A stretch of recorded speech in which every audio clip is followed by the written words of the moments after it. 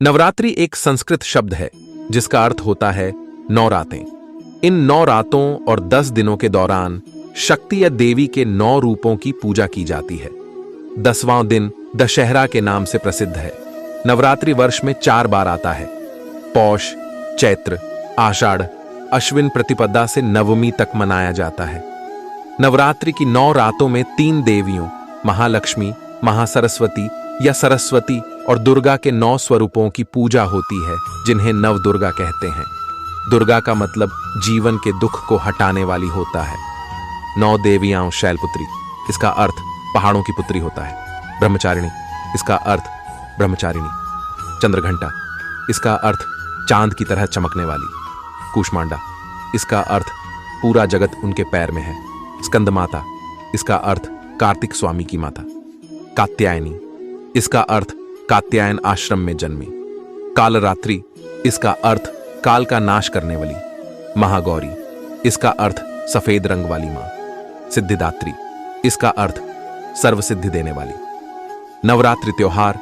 नवरात्रि एक महत्वपूर्ण प्रमुख त्योहार है जिसे पूरे भारत में महान उत्साह के साथ मनाया जाता है। नवरात्रि भारत के विभिन्न भागों में अलग ढंग से मनाई जाती है।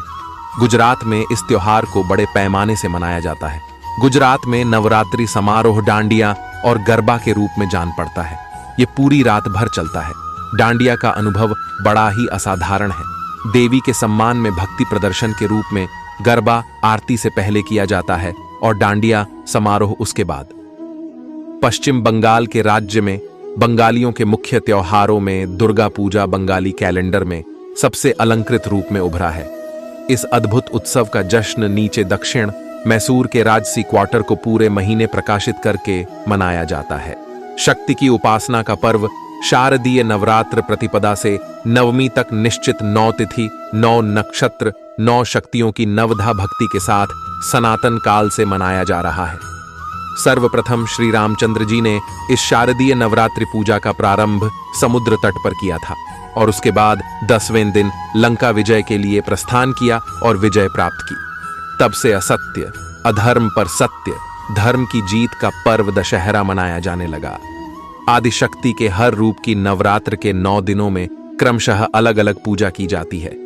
मां दुर्गा की 9वीं शक्ति का नाम सिद्धिदात्री है। ये सभी प्रकार की सिद्धियां देने वाली हैं। इनका वाहन सिंह है और कमल पुष्प पर ही आसीन होती है।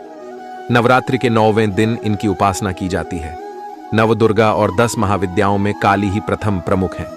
भगवान शिव की शक्तियों में उग्र और सौम्य 2 रूपों में अनेक रूप धारण करने वाली 10 महाविद्या अनंत सिद्धियां प्रदान करने में समर्थ हैं। 10वें स्थान पर कमला वैष्णवी शक्ति है, जो प्राकृतिक संपत्तियों की अधिष्ठात्री देवी लक्ष्मी है।